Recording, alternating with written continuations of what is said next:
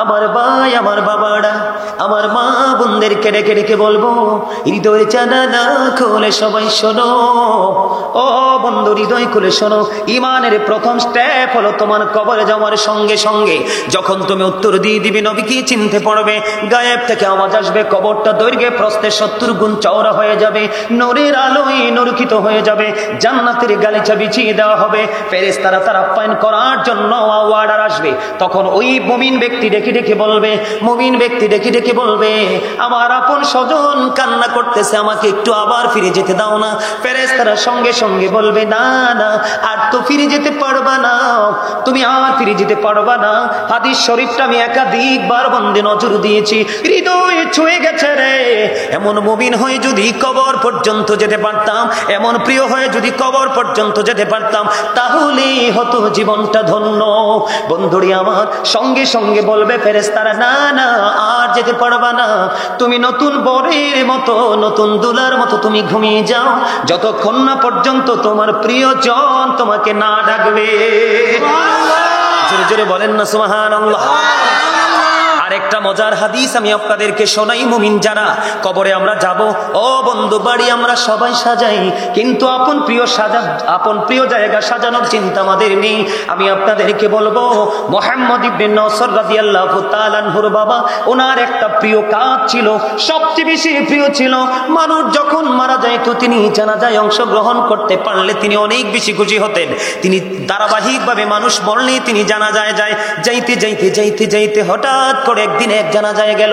জানাজা যাওয়ার পরে রীতিমতো অন্যান্য জানাজার দিনের মতো তাকে দাফন করা হলো, কাফন পরিয়ে তাকে দাফন করানো হলো। ধীরে ধীরে সব মানুষ তার কবর থেকে চলে যাচ্ছে।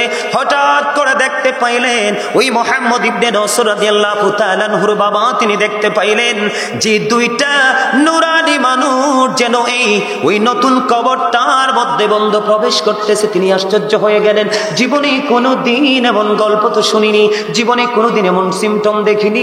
কি রে, নতুন কবর হলো, কবরের মধ্যে নূরানি দুইজন মানুষ আমি দেখলাম মানব স্বরূপে ঢুকছে, যেটা আমি জীবনে কোনোদিন দেখিনি। তারা কারা?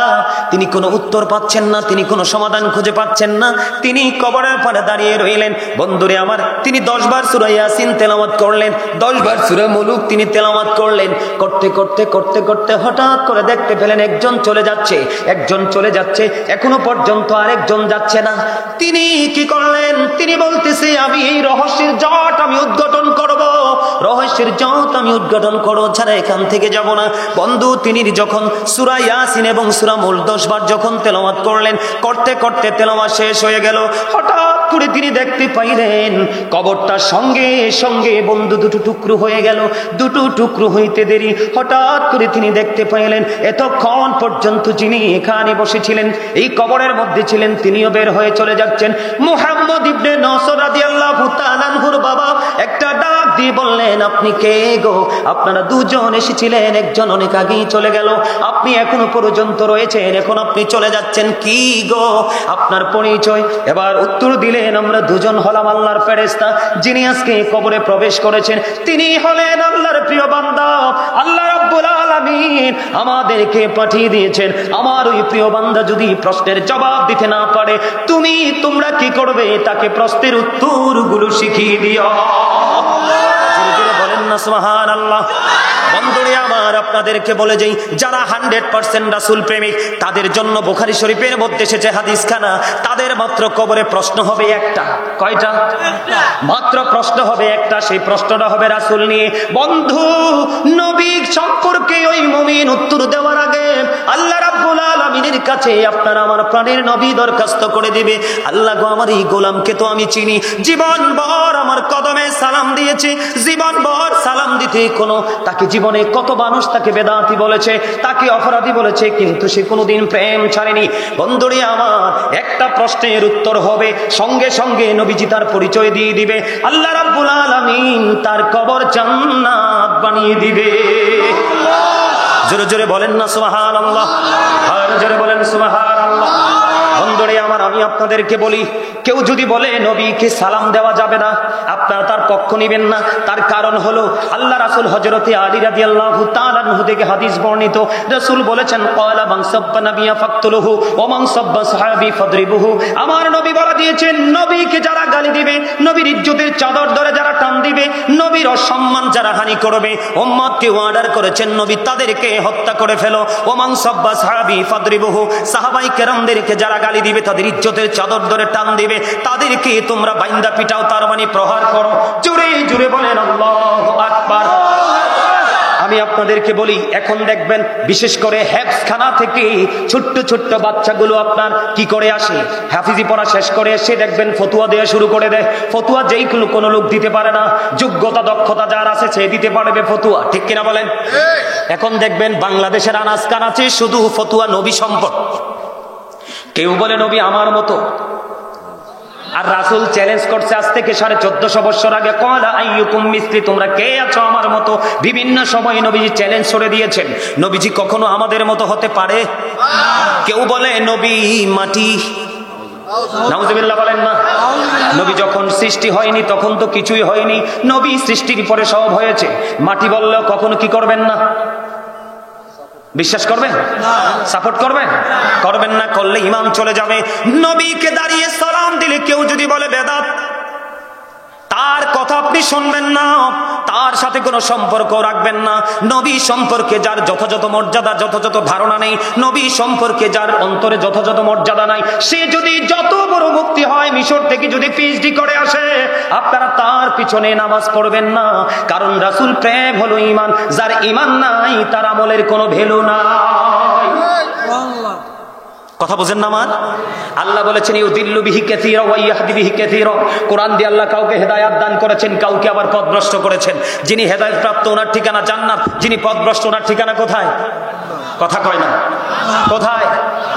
নবীকে দাঁড়িয়ে সালাম দেওয়ার দলিল কোরআনেও আছে, হাদিসেও আছে। সূরা ফাতির 9 নম্বর আয়াতে দেখেন, ওয়া তুআজ্জিরুহু ওয়া তুওয়াক্কিরুহু, আল্লাহ বলেছেন help him and respect him, তোমরা আবার হাবিবকে সাহায্য করো এবং সম্মান করো। জোরে জোরে বলেন না সুবহানাল্লাহ, আর জোরে বলেন না সুবহানাল্লাহ। বন্ধুরে আমার, নবীকে ভালোবেসে কেউ যদি জুমার দিনে মাত্র 80 বার যদি দরুদ পড়তে পারো, 80 বছরের সগীরা গুনাহ আমার আল্লাহ মাফ করে দেয়। তাহলে নবীকে ভালোবাসলে লাভ না লস? আরো জোরে বলেন। আমি একটা হাদিস বলবো রেফারেন্স দিয়ে বন্ধু। হাদিসের রাবি হলেন হযরতে আনাস রাদিয়াল্লাহু তাআলা আনহু। আপনার আমার প্রাণের নবী, দু জাহানের বাদশা নবী, তিনি পবিত্র জবান মোবারক দ্বারা তিনি বলেছেন, কেউ যদি রাসূলকে ভালোবাসিয়া প্রতিদিন যদি 1000 বার যদি রাসূলকে ভালোবেসে দরুদ পড়তে পারে, আমার নবী বলেছেন সেই জান্নাত না দেখা পর্যন্ত তার মরণ হবে না। হাদিস এসেছে দাইলামি শরীফের মধ্যে। তাহলে নবীকে ভালোবাসার দরকার আছে না নাই? আপনি যদি মনে করেন আমার কবরে যেতে হবে গো, তাহলে এই রাসূলকেই ভালোবাসতে হবে। রাসূল ছাড়া কোনো উপায় নাই। যে ইমামের অন্তরে নবীর প্রেম নাই, সে যত বড় কোটিপতি হোক, সে যত বড় প্রভাবশালী পাওয়ার তার থাকুক না কেন, গোপনে নীরবে তাকে বয়কট করবেন। বলে হুজুর কেন? এটা আমার বানানো কথা নয়, আল্লাহ রাসূলের হাদিস থেকে আমি কালেক্ট করেছি বন্ধু। রাসূল বলেছেন ইয়াকুম ও ইয়াহুম লা ইউদিল্লুনাকুম ওয়া লা ইফতিনুনাকুম। রাসূল বলেছেন তোমরা তাদের থেকে দূরে থাকো, তাদেরকেও তোমাদের থেকে দূরে রাখো। কেন গো? তাদের কাছে মিশতেই তোমরা পথভ্রষ্ট হবে, ফিতনায় পড়বে। তারা যেন তোমাদেরকে পথভ্রষ্ট করতে না পারে, ফিতনায় ফেলতে না পারে। তারা মিষ্টি মিষ্টি কথা বলে তোমাদের কাছে আসবে তোমার ঈমান চুরি করার জন্য। কারণ আল্লাহর হাবিব সরকারি মদিনা তিনি বলে দিয়েছেন বন্ধু, কিয়ামতের পূর্ব করে পৃথিবীর বুকে সবচেয়ে নিকৃষ্ট মানুষ হবে কিছু কথিত মৌলবী, যাদের সিনায় নবীর প্রেম থাকবে না, আহলে বাইতের প্রেম থাকবে না, কোরআন হাদিসের সঠিক জ্ঞান থাকবে না। তাদের কথার দ্বারা সাধারণ মানুষ বিভিন্ন দলে দলভুক্ত হয়ে যাবে। এই মৌলবীগুলোই হলো কিয়ামতের আলামত। জোরে জোরে বলেন নাউযুবিল্লাহ। এখন আছেন আমাদের মাঝে? আরো জোরে বলেন না কেন? আছে না নাই? আমি এই দিকে থাকবো না, এবার আমি পজিটিভ নেগেটিভ দিকে যাব। মুনাফিককে যখন প্রশ্ন করা হয়, মুনাফিকরা দেখবেন বলবে নবী আমরারই তো মতো। কথা কন না? নবীকে কখনো আমাদের মতো হতে পারে? আরো জোরে বলেন। ছোট্ট একটা হাদিস শরীফ আমি আপনাদেরকে শোনাই, তারপরে আমি নেগেটিভ দিক নিয়ে একটু আলোচনা করব, যেহেতু কবরে যাব। বন্ধুরে আমার, খন্দক যুদ্ধের সময় আপনার আমার প্রাণের নবীকে দাওয়াত দিলেন হযরতে জাবের। হযরতে জাবের রাদিয়াল্লাহু তাআলা আনহু কয়েকজনকে নিয়ে জাবেরের বাড়িতে দাওয়াত খেতে যেতে বললেন। বলার সঙ্গে সঙ্গে নবীজি কুন্দুকের ময়দানে সকল মুহাজির সকল আনসারদেরকে দাওয়াত দিয়ে দিলেন, তোমরা সবাই চলো রে, তোমরা সবাই চলো। জাবের দাওয়াত দিয়েছে, দলে দলে সবাই জাবেরের বাড়ির দিকে রওনা হলো। জাবের দৌড়ে চলে গেলেন, গিয়ে বিবিকে বললেন, বিবি বিবি গো, নবীকে বললাম কয়েকজন নিয়ে আসতে, নবীজি সবাইকে নিয়ে আসছে। ওখানে একটা ছাগলের বাচ্চা রান্না করা হচ্ছে, মাত্র 350 আটার রুটি বানানোর প্রক্রিয়া চলছে। এই জন্য বলেছে এই অল্প কিছু সংখ্যক মুহাজির আনসার নিয়ে যাওয়ার জন্য। আমার নবী সবাইকে নিয়ে রওনা দিলেন। যাইতে যাইতে যাইতে যাইতে সবাই যখন চলে গেল, নবীজি বললেন রুটির খামিরটা নিয়ে আসো, ঢাকনাটা সরাইও না। ঢাকনাটা সরালেন না। রুটির খামির যখন নিয়ে আসলো, নবীজি রুটির খামিরের মধ্যে থুতু মোবারক দিয়ে দিলেন। জোরে জোরে কন্যা সুবহানাল্লাহ। ঢাকনা সরাইও না, গোস্তের পাতিল আমার কাছে নিয়ে আসো। এবার নিয়ে আসা হলো। নবীজি ওই গোস্তের পাতিলের মধ্যে বন্ধু থুতু মোবারক নিক্ষেপ করে দিলেন। এবার বললেন রান্না চালাইতে থাকো, রুটি বানাইতে থাকো। রুটি বানাইতে বানাইতে খাওয়াইতে খাওয়াইতে 1000 মুহাজির আনসারকে খাইয়ে দিলেন। যেমন পাতিলের গোস্ত তেমন রয়ে গেল, এবং যেমন রুটির খামির তেমনই রয়ে গেল। হাদিস শরীফের মধ্যে সে যে মনে হয় যেন কেউ এই খাবারে হাতে দেয়নি। আর আপনার আমার থুতু থাক দূরের কথা, হাত যদি যারা দেই সারছে, মুখে দিবে কেউ? কথা কয় না, দিবে? কখনোই মুখে কেউ দিবে? নবী আমার মতো নবীজির প্রস্রাব মোবারকে বরকতময় দাসী ও মেহমান জান্নাতি হয়ে গেছে। উহুদের ময়দানে থাকাকালীন নবীজি 27টি যুদ্ধ করেছেন। সবচেয়ে বড় যুদ্ধ উহুদের যুদ্ধ। উহুদের ময়দানে মালিক বিন সিনান রাদিয়াল্লাহু তাআলা আনহু নবীজির রক্ত মোবারক চুষে জান্নাতি হয়ে গেছে। সুবহানাল্লাহ। আপনারা মজা পান না আমার ওয়াজে, কারণ আমি আপনাদের কাছের তো আসতেছে বড় বড় হুজুররা, একটু পরে মজা পাবেন। আলহামদুলিল্লাহ বলেন, আরো জোরে, আরেকটু মহব্বতে। খবর কি খারাপ লাগে? এবার আসেন বন্ধু, মুনাফিক যারা নবী সম্পর্কে উল্টাপাল্টা মন্তব্য যারা করেছে তাদের অবস্থাটা কেমন হবে? মুনাফিক সম্পর্কে তথ্য দিব। তিনি নিশ্চিত করে কোন নবী সম্পর্কে উত্তর দিতে পারবে না। অন্যরা যেমন ভাবতো আমিও তেমন ভাবি, অন্যরা যেমন মনে করতো আমিও নবীকে তেমন মনে করি। গায়েব থেকে আওয়াজ আসবে, মাটি মাটি রে, সারা জীবন আমার হাবিবের সাথে বেয়াদবি করলো, কোনোদিন কিতাব খোলেনি, কোনোদিন কোনো কিতাবওয়ালার সাথে সম্পর্ক রাখিনি, বিভাগটাকে প্রসারিত করার চেষ্টা করেনি, এটাকে অ্যাক্টিভ করার চেষ্টা করেনি। মাটির উপর থেকে দেখেছি এই মাটি বানাইলাম আমার হাবিবের প্রেমে, তারে বানাইলাম আমি আমার হাবিবের কারণে, তার মনে যা চেয়েছে তাই করেছে। মাটি রে, মুনাফিককে তুমি একটা চাপ দাও। কি করো? কথা কয় না। আর এটি আমার কথা না তো, এটা হাদিস শরীফ। তো কি করো? হাদিস শরীফের মধ্যে আসছে, রাসূল বলেছেন বিলিভার্স লাভ দ্য প্রফিট, ইমানদাররা নবীকে ভালোবাসবে। Hypocrites don't love the profit, মুনাফিকরা নবীকে ভালোবাসবে না।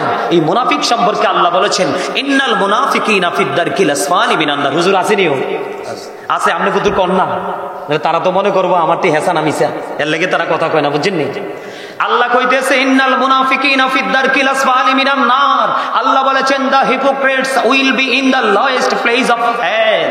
মুনাফিকরা জাহান্নামের একেবারে লোকাল যে জায়গাটা, একেবারে নিকৃষ্ট সেই জায়গায় তারা ঠিকানা। নাউজুবিল্লাহ কন্যা। আমরা কি ইমানদার হব না মুনাফিক? আল্লাহ পেতে হলে স্টেশন দেখিয়ে দিয়েছে। আল্লাহ কয় মদিনায় যাও। মদিনায় যাইতে হলে তো টিকিট লাগবে, মদিনা ওয়ালার কাছে যাও। সুবহানাল্লাহ বলেন না? আল্লাহ বলবে মুনাফিককে মাটি রে একটা খেলা দেখায়া দাও। আল্লাহ কি করব? মাটিরে আল্লাহ বলবে একটা চাপ দাও। এমন ভাবে চাপ দিবে বন্ধু, তার লাইফ পুরো ফিউচার বরবাদ হয়ে গেল, একেবারে ব্ল্যাক হয়ে গেল, ঘোর অন্ধকার হয়ে গেল। মাটি যখন চাপ দিবে বন্ধু, চাপের সঙ্গে সঙ্গে ও বন্ধু একটা হাড়ের ভিতর আরেকটা হাড় ঢুকে যাবে, চিৎকার করে কান্না করতে থাকবে। আল্লাহ বলেছে আমি বলেছিলাম আমার পাগলদের সাথে যুক্ত হও। পাগল কারা? আল্লাহ বলেছেন join with my dear people come to my paradise. Allah বলেছে join with my dear people, আমার প্রিয় লোকেদের সাথে যুক্ত হও। কাম টু মাই প্যারাডাইস, আমার জান্নাতে চলে আসো। আল্লাহর কোরআনের ভাষাটা হলো এমন, আল্লাহ বলেছেন ফাদখুলি ফি ইবাদি ওয়াদখুলি জান্নাতি। জোরে জোরে কোন আল্লাহু আকবার। এই জন্য আপনাদেরকে বলে দেই বন্ধু, বড় দাড়ি দেখলে বড় পাগড়ি দেখলে পাগল হবেন না। তার সিনায় নবীর প্রেম আছে কিনা, সে একুরেট কিনা।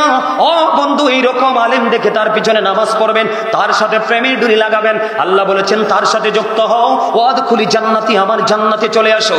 আল্লাহ রাব্বুল আলামিন বলবে চাপ দাও, চাপ দিতে দেরি, মাটি এমন ভাবে চাপ দিবে বন্ধু, একটা হাড়ের ভিতর আর একটা হাড় ঢুকে যাবে, চিৎকার করবে, হাহাকার শুরু করবে, কোনো উপায় খুঁজে পাবে না। আল্লাহ আগে জানিয়ে দিয়েছেন লা ইয়ামুতু, people will not die that day, সেদিন মানুষের মরার সুযোগ নাই। আল্লাহ বলেছেন ফিহা ওয়ালা ইয়াহইয়া, people will not be able to live that day, সেদিন মানুষের বাঁচার সুযোগ নাই।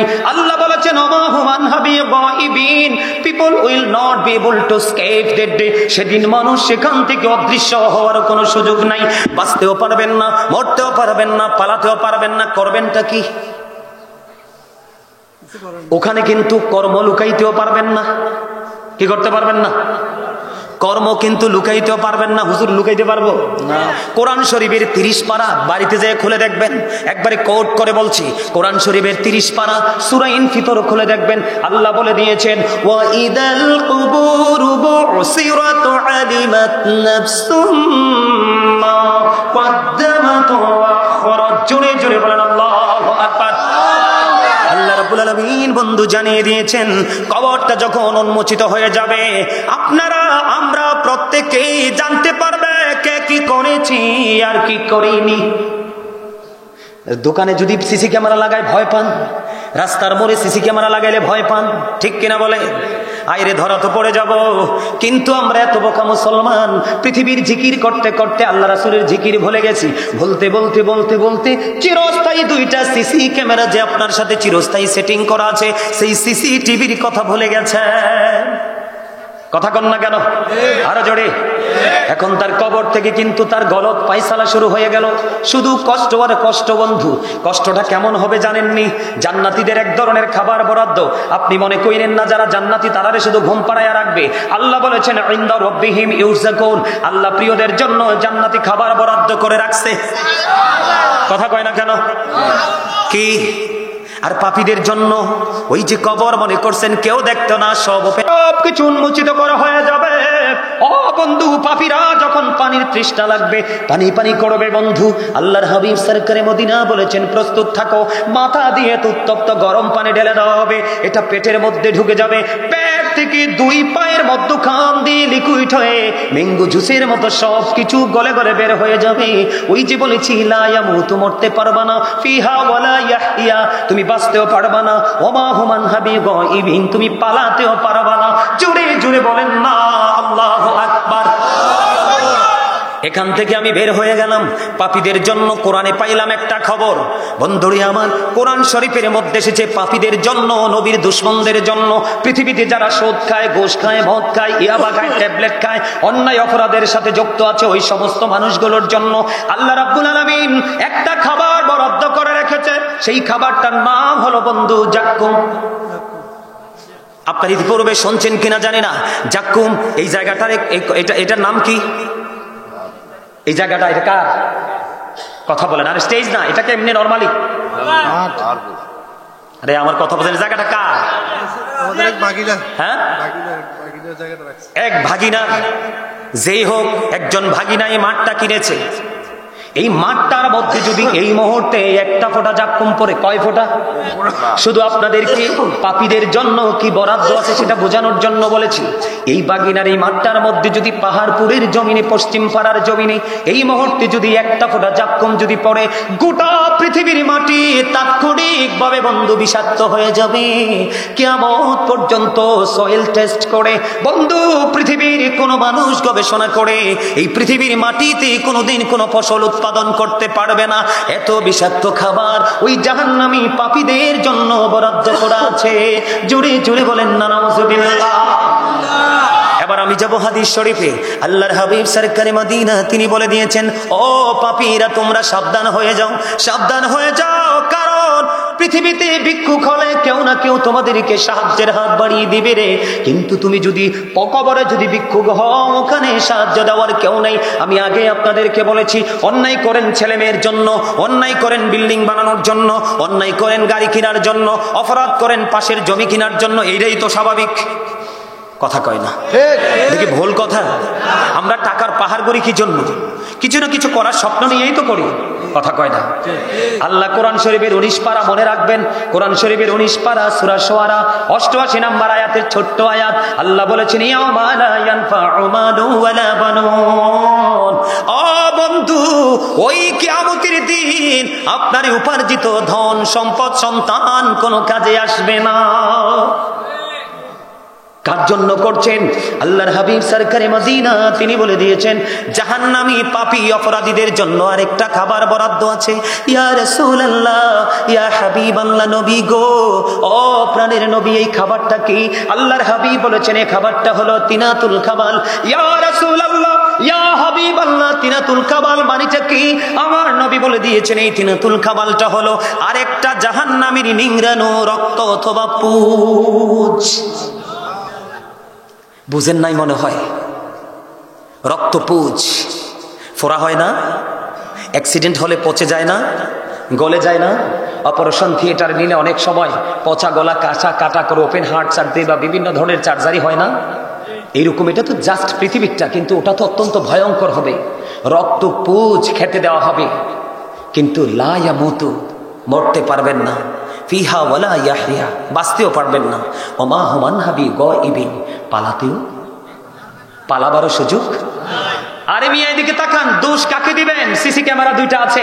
1 2 নাম্বার হলো কোরআন শরীফে সূরা ইউনূস 44 নম্বর আয়াত খুলে দেখেন, আল্লাহ স্পষ্ট করে বলে দিয়েছেন ইন্নাল্লাহা লা ইয়াজলিমুন নাসা শাইয়্যান ওয়ালাকিন্নান নাসা আনফুসাহুম ইয়াজলিমুন।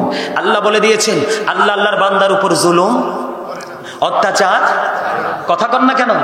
আল্লাহ স্ট্রেট ভাবে বলে দিয়েছেন আল্লাহ আল্লাহর দাসের উপর অত্যাচার। তার মানে কে করে? বান্দা নিজেই নিজের উপর অত্যাচার। আর অত্যাচারী সম্পর্কে আল্লাহ কি বলেছেন? আল্লাহু লা ইউহিব্বুজ জালিমিন। আল্লাহ বলেছেন অত্যাচারীদেরকে আল্লাহ পছন্দ করেন না, ভালো বাসেন না। আল্লাহ বলেছেন ওমানি যালিমিনা মিন আনসার।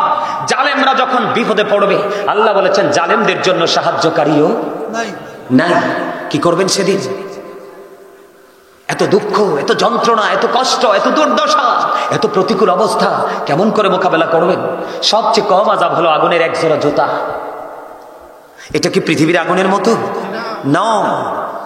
আল্লাহর হাবিব বলে দিয়েছেন বন্ধু, হযরত আবু হুরায়রা রাদিয়াল্লাহু তাআলা আনহু থেকে হাদিস কানা বর্ণিত, আমার নবী আপনার নবী জানিয়ে দিয়েছেন বন্ধু, জাহান্নামের আগুনটাকে 1000 বছর তাপ দেওয়া হয়েছে, আগুনের রং হয়ে গেছে বন্ধু লাল। আরো 1000 বছর তাপ দেওয়া হলো, আগুনের রং হয়ে গেল সাদা। আরো 1000 বছর তাপ দেওয়া হলো রে, আগুনের রং হয়ে গেছে বন্ধু কালো। এক এক করে 3000 বছর আগুনটাকে তাপ দেওয়া হলো। এই আগুন প্রস্তুত করা আছে পাপীদের জন্য। কার জন্য? কথা বলেন, কার জন্য? পাপীদের জন্য। সম্মানিত উপস্থিতি, আমি আর আলোচনা করব না, আমার সময় একেবারে শেষ। আমার পরে যিনি আছেন ওনাকে নিয়ে আসেন। আমি আগেই বলেছি যে আমার আরেকটা প্রোগ্রামে যেতে হবে।